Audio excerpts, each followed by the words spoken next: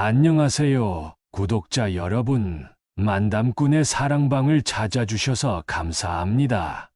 만담꾼은 전국 각지에서 사연을 제보받아 전해드리는 만큼 희노애락이 살아 숨쉬는 이야기를 약속드립니다.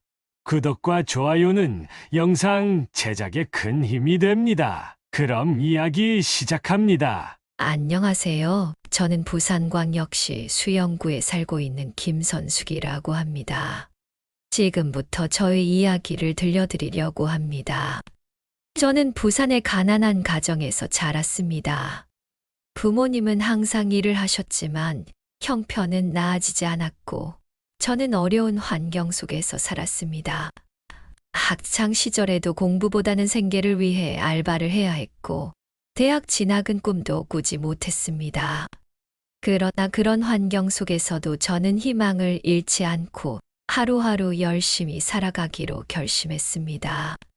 고등학교를 졸업하고 곧장 취직한 곳은 작은 회사의 경리였습니다. 사회초년생으로서 경리 업무를 배우며 매일을 분주히 보냈습니다. 그곳에서 만난 남자가 있었습니다. 그는 제 상사였던 민수 씨로 따뜻하고 이해심 많은 사람이었습니다. 민수 씨는 나와 달리 유복한 가정에서 자라왔지만 결코 나를 가난하다고 무시하지 않았고 오히려 제 노력을 응원해 주는 사람이었습니다. 우리는 점점 가까워졌고 결국 연인이 되었습니다. 민수 씨는 저에게 처음으로 사랑이라는 감정을 알려준 사람이었고 그는 나에게 늘 따뜻한 말을 해주며 항상 힘이 되어 주었습니다. 그와의 연애는 마치 꿈만 같았고 힘들게 자란 저에게 있어 그는 제 삶의 빛이었습니다. 민수 씨와 저는 결혼을 했습니다. 결혼식은 소박했지만 우리 둘에게는 그 어떤 호화로운 결혼식보다도 특별한 날이었습니다. 결혼 후 우리는 작은 집에서 신혼생활을 시작했고 하루하루가 행복했습니다. 민수 씨는 회사 일을 열심히 했고 저는 격리 일을 계속하며 가정을 꾸려나갔습니다. 하지만 결혼 후 몇 년 동안 임신이 되지 않아 우리는 걱정했습니다. 여러 병원을 찾아다니며 의학의 도움을 받기로 결심했고 결국 의사 선생님의 도움으로 우리는 아들을 얻게 되었습니다. 아들이 태어난 날 우리는 세상을 다 가진 듯한 기쁨을 느꼈습니다. 그 아이가 바로 상우입니다. 상우는 우리의 늦둥이였고 그래서인지 저와 민수 씨는 상우를 너무나도 귀하게 키웠습니다. 민수 씨는 상우가 태어나자마자 눈물을 흘리며 저를 안아주었습니다. 저희 부부에게 상우는 기적과도 같은 존재였고 저는 아이를 품에 안으며 그동안의 고생이 모두 보상받는 느낌을 받았습니다. 민수 씨는 상우를 위해 무엇이든 해주고 싶어 했고 모든 것을 상우에게 맞추려 했습니다. 그렇게 우리는 작은 집에서 세 식구가 함께 행복한 날들을 보냈습니다. 아들이 자라면서 민수 씨는 회사 일을 그만두고 사업을 시작하기로 결심했습니다. 새로운 도전을 위해 그는 작은 사업체를 차렸지만 생각만큼 사업이 잘 풀리지는 않았습니다. 경제적으로 넉넉하지 않았지만 우리는 상우에게 모든 것을 지원해 주었습니다. 상우가 하고 싶은 것은 무엇이든 하게 해 주었고 우리는 가족으로서 서로 의지하며 하루하루를 보냈습니다. 그러던 어느 날 우리는 가족끼리 제주도로 여행을 떠나기로 했습니다. 그동안의 고생을 잊고 가족끼리 행복한 추억을 만들고 싶었습니다. 제주도에서 우리는 맛있는 음식을 먹고 아름다운 자연을 구경하며 행복한 시간을 보냈습니다. 상우는 제주도의 푸른 바다를 보며 신이 나서 뛰어다녔고 그 모습을 바라보는 것만으로도 저는 너무나도 행복했습니다. 민수 씨와 저는 손을 맞잡고 아이의 모습을 바라보며 미소를 지었습니다. 제주도 여행은 우리 가족에게 큰 의미가 있었습니다. 바람에 흩날리는 유채꽃 들판을 거닐며 민수 씨는 제 손을 꼭 잡고 말했습니다. 우리 이렇게 항상 행복하게 살자. 그때 그 말은 저에게 큰 위로가 되었고, 앞으로의 삶에 대한 희망을 더욱 다지게 해주었습니다. 장우는 그곳에서 처음으로 바다에 발을 담그며 소리쳤습니다. 엄마, 아빠, 물이 너무 시원해요. 그 모습을 보며 민수 씨와 저는 서로 눈빛을 마주하고 행복한 미소를 지었습니다. 그러나 그 행복은 오래가지 않았습니다. 어느 날 회사에서 일을 하고 있던 저에게 벼락 같은 소식이 들려왔습니다. 지역의 큰 대학병원에서 전화가 왔고 남편이 뇌출혈로 쓰러졌다는 것이었습니다. 급하게 병원으로 달려간 저는 남편이 중환자실에서 의식을 잃은 채 누워있는 모습을 보고 말문이 막혔습니다. 다행히 목숨은 건졌지만 남편은 반신불수가 되었고 말도 잘하지 못하게 되었습니다. 졸지에 장애인이 된 남편, 저는 그를 간병해야 했고 동시에 가장으로서 가족을 부양해야 했습니다. 회사 일을 그만둘 수 없었기에 저는 낮에는 회사에서 일하고 밤에는 남편을 간병하며 하루하루를 버텼습니다. 그때 상우는 고등학생이었고 아버지의 건강 악화로 인해 집안의 분위기는 점점 침울해졌습니다. 아들은 공부에 흥미를 잃고 학교에서도 문제를 일으키기 시작했습니다. 남편은 집에서 재활치료를 받으며 매일 힘겹게 일어섰습니다. 그의 눈에는 좌절과 아쉬움이 가득했지만 그는 상우를 위해서라도 포기하지 않으려 했습니다. 저는 그런 남편을 보며 마음이 찢어지는 듯 아팠지만 겉으로는 항상 웃음을 보이며 그를 응원했습니다. 그러나 현실은 너무나도 냉혹했습니다. 남편의 치료비와 상우의 학비, 생활비까지 모두 제 어깨에 짊어져야 했습니다. 남편이 그렇게 된 이후 아들의 태도는 점점 나빠졌습니다. 상우는 학교도 제대로 가지 않았고 친구들과 어울려 술을 마시며 사고를 치기도 했습니다. 저는 그런 아들을 볼 때마다 마음이 아팠습니다. 남편의 건강 문제로 인해 저는 아들을 제대로 챙길 수 없었고 그로 인해 아들이 이렇게 방황하게 된 것 같아 제 자신을 자책했습니다. 어느 날 상우가 경찰서에 있다는 전화를 받았습니다. 그는 친구들과 술을 마시다가 시비가 붙어 싸움이 난 것이었습니다. 저는 한밤중에 경찰서로 달려갔고 그곳에서 아들을 보았을 때 제 마음은 무너져 내렸습니다. 상우는 눈이 풀린 채로 앉아 있었고 저는 그의 옆에 앉아 조용히 손을 잡았습니다. 엄마가 여기 왔어. 상우야. 이제 괜찮아. 상우는 제 말을 듣고 울기 시작했습니다. 저는 그날 아들과 진지하게 대화를 나누기로 결심했습니다. 집으로 돌아온 후 저는 상우를 방으로 불렀습니다. 상우야, 엄마가 얼마나 힘든지 내가 알아? 아빠도 내가 잘 되길 바랐고 나는 너만큼은 행복하게 살길 원해. 제발 우리 힘을 모아서 다시 한번 잘해보자. 저는 상우의 손을 꼭 잡고 눈물을 흘리며 말했습니다.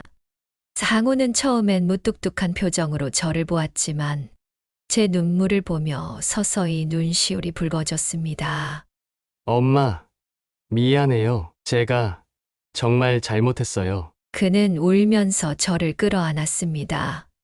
그 순간 저는 그동안 쌓인 모든 감정이 녹아내리는 것을 느꼈습니다.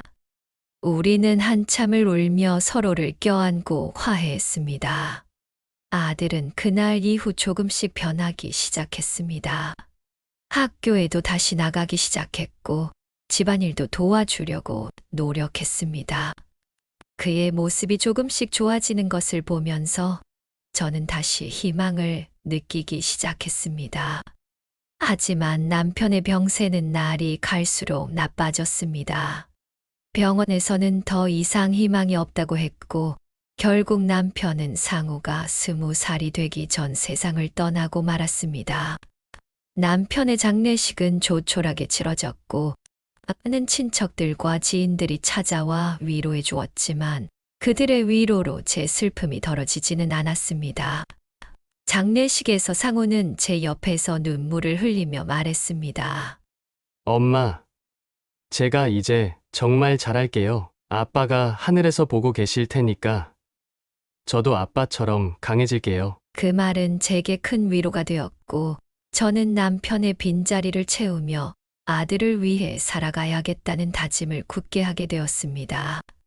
그 후 저는 아들에게 전문대라도 가라고 권유했고 상우는 전자 관련 전공으로 전문대에 입학했습니다. 그 무렵 저는 다니던 회사에서 정리해고를 당했고 식당에서 서빙 아르바이트를 하며 아들의 등록금을 마련하고 생활비를 충당했습니다.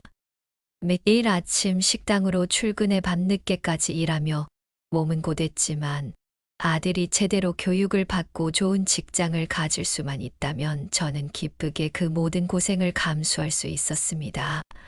아들이 대학에 진학했을 때 저는 그가 열심히 공부해서 좋은 직장을 얻기를 바랐습니다. 그러나 대학에 간 아들은 오히려 더 방황하기 시작했습니다.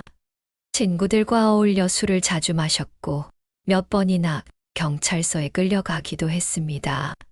어느 날은 여자친구를 임신시켰다며 저에게 도움을 청하기도 했습니다. 그 말을 들었을 때 제 머릿속은 하얗게 변했고 도저히 어떻게 해야 할지 알 수 없었습니다. 상우야, 내가 어쩌다가 이렇게 됐니? 저는 절망 속에서 아들을 붙들고 물었습니다.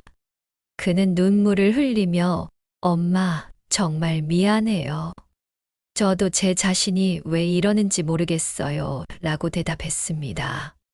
저는 그저 그를 끌어안으며 그동안 잘해주지 못했던 것을 생각하며 눈물을 흘렸습니다. 남편이 떠난 뒤 아들에게만큼은 잘해주고 싶었지만 결과적으로 그를 제대로 챙기지 못한 제 자신이 원망스러웠습니다. 그때부터 저는 아들이 더 이상 잘못된 길을 걷지 않도록 더 많은 시간을 투자하며 그를 돕기로 결심했습니다. 저는 다시 아들과 진심으로 대화를 나누기 시작했고 아들도 점차 마음을 열어가며 자신의 생각을 저와 나누었습니다. 그의 방황하는 마음 속에 자리 잡은 불안을 조금씩 풀어주며 우리는 다시 한번 서로를 신뢰하기로 했습니다. 아들은 군대를 마치고 돌아왔고 이번에는 새로운 도전을 하고 싶다고 말했습니다. 그는 저에게 식당을 차리고 싶다고 말했습니다. 저는 처음엔 반대했습니다. 식당을 운영하는 것은 쉬운 일이 아니었고 무엇보다도 우리는 자본이 부족했습니다. 그러나 아들의 간절한 부탁에 저는 결국 대출을 받아 작은 식당을 차렸습니다. 처음에는 모든 것이 서툴렀습니다. 저는 주방에서 요리를 하고 상우는 서빙과 손님 응대를 맡았습니다. 식당은 작은 공간이었지만 우리는 최선을 다했습니다. 제가 손님들에게 정성껏 요리를 대접하고 상우가 친절하게 손님들을 맞이하면서 점점 단골 손님들이 생기기 시작했습니다. 사람들은 우리 식당의 따뜻한 분위기와 음식 맛을 좋아해 주었고 덕분에 식당은 입소문이 나면서 조금씩 바빠졌습니다. 우리 식당은 그렇게 점차 성공을 이루기 시작했습니다. 손님들이 늘어나고 수입이 생기면서 우리는 경제적인 여유도 찾을 수 있었습니다. 오랜 시간 동안 느껴보지 못했던 안정감을 느끼며 저는 이제야 남편이 떠난 이후로 가장 행복하다고 느꼈습니다. 상우 역시 성실하게 일을 했고 우리 모자는 다시금 서로를 이해하며 함께 행복한 시간을 보냈습니다. 식당이 점점 잘 되면서 우리는 일손이 부족해졌습니다. 그래서 우리는 새로운 직원들을 고용하게 되었고 그 중에서도 미연이라는 성실한 종업원이 있었습니다. 미연은 상우보다 2살 어린 여자아이였고 항상 밝고 친절하게 일했습니다. 그녀는 손님들에게도 인기가 많았고 저와 상우를 도와 식당 일을 참 열심히 했습니다. 시간이 지나면서 상우와 미연은 서로에게 호감을 가지기 시작했고, 어느 날부터 연인 관계로 발전했습니다. 저는 그들의 관계를 기쁘게 생각했습니다. 미연은 성실하고 상냥한 아이였고, 상우가 그녀와 함께 행복해 보였기 때문입니다. 그렇게 둘은 서로의 사랑을 키워가며 식당 일을 더욱 열심히 했습니다. 그러던 어느 날 상우와 미연은 저를 찾아와 진지한 얼굴로 긴히 할 말이 있다고 했습니다. 미연은 조심스럽게 말을 꺼냈습니다. 어머님, 저 임신했어요. 저희 결혼하고 싶습니다. 그 말을 듣는 순간 저는 놀랐지만 이내 기쁨이 몰려왔습니다. 저는 그들의 결정을 지지하기로 했고 결혼을 축복했습니다. 결혼식은 소박했지만 진심이 담긴 따뜻한 자리였습니다. 저는 상우와 미연이 새로운 가정을 이루는 모습을 보며 큰 기쁨을 느꼈습니다. 그들의 행복한 모습을 보며 저는 마음속 깊이 감사했습니다. 이제 우리 가족은 다시 한번 새로운 출발을 하는 것이었습니다. 하지만 결혼 후 시간이 지나면서 아들과 미연의 태도는 조금씩 변하기 시작했습니다. 상우는 여전히 식당 일을 열심히 했지만 미연은 점점 일에 소홀해졌습니다. 그녀는 처음처럼 밝고 성실하게 일하지 않았고 때로는 이유 없이 식당에 나오지 않는 경우도 있었습니다. 저는 혼자 주방에서 요리를 하며 서빙까지도 맡아야 했고 그로 인해 몸은 점점 고달파졌습니다. 어느 날 아들과 며느리는 저를 찾아와 이렇게 말했습니다. 엄마, 이제 우리 아이도 태어났고 여기서 식당 운영한 지도 오래됐잖아요. 지금 장사가 잘 되니까 2호점을 내는 게 어떨까요? 저는 사업적인 감각이 없었기에 아들의 의견에 따라야겠다고 생각했습니다. 아들이 젊으니 더 잘 알 것이라 믿었고 모든 결정을 아들에게 맡기기로 했습니다. 그러나 그것은 큰 실수였습니다. 아들과 미연은 점차 저를 식당에서 배제하려 했고 식당의 명의를 자신들 앞으로 돌리려는 시도를 했습니다. 어느 날은 그들이 서류를 가지고 와서 저에게 서명을 요구했지만 저는 무언가 이상하다는 것을 느끼고 서명을 거부했습니다. 그 순간 아들과 며느리는 본색을 드러냈습니다. 그들은 저를 향해 화를 내며 말했습니다. 엄마, 이제는 저희가 이끌어 나가야 하니 엄마는 우리 일에 간섭하지 마세요. 엄마는 우리 일에 간섭하지 마세요. 그 말에 제 가슴은 찢어질 듯 아팠습니다. 며칠 후 저는 은행으로부터 빚독촉 전화를 받게 되었습니다. 알고 보니 아들과 미연은 식당의 명의로 몰래 대출을 받아 그 돈을 사용한 것이었습니다.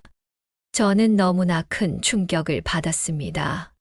평생을 바쳐 지켜온 가족과 어렵게 일궈낸 식당이 한순간에 무너질 위기에 처한 것이었습니다. 저는 더 이상 물러설 곳이 없다고 생각했습니다. 그래서 변호사를 찾아가 법적인 조언을 구하기로 했습니다. 변호사는 저에게 식당의 명예 문제와 관련된 법적 절차를 설명해주며 아들과 며느리의 부당한 행위에 대해 대응할 수 있다고 말했습니다. 저는 그 말을 듣고 결심했습니다. 더 이상 아들에게 휘둘리지 않겠다고요. 법적인 절차를 밟기 시작하자 아들과 며느리는 제가 진짜로 행동에 나섰다는 것을 깨닫고서야 저를 찾아와 사죄했습니다. 미연은 눈물을 흘리며 어머님, 잘못했어요. 저희가 욕심이 너무 과했습니다. 라고 말했습니다. 상우 역시 고개를 숙이며 엄마, 정말 미안해요. 저희가 잘못했어요. 라고 사과했습니다. 그들의 사과를 받아들이는 것은 쉽지 않았습니다. 하지만 저는 어머니로서 그들을 용서하기로 했습니다. 대신 다시는 그런 일이 일어나지 않도록 식당 운영에 대한 모든 권한을 다시 제가 가져오기로 했습니다. 아들과 미연도 이를 받아들였습니다. 그 후로 저는 다시 식당을 직접 운영하게 되었습니다. 아들과 미연은 제 밑에서 일을 도우며 다시 신뢰를 쌓기 위해 노력했습니다. 처음에는 서로 서먹했지만 시간이 지나면서 우리는 다시 가족으로서의 유대감을 회복할 수 있었습니다. 식당은 여전히 잘 되었고 저는 더 이상 욕심을 부리지 않고 하루하루를 감사하며 살아가고 있습니다. 아들과 며느리는 이제 더 성숙해졌고 자신들의 실수를 진심으로 뉘우치고 있었습니다. 저는 그들이 다시 올바른 길로 나아가는 모습을 보며 비록 힘든 시간을 겪었지만 결국에는 가족이 함께한다는 것이 얼마나 중요한지 깨닫게 되었습니다. 가족은 결코 완벽하지 않지만 서로를 이해하고 용서하며 함께 나아가는 것이 진정한 행복임을 저는 이제야 깨닫게 되었습니다. 이 이야기 들어주셔서 감사합니다.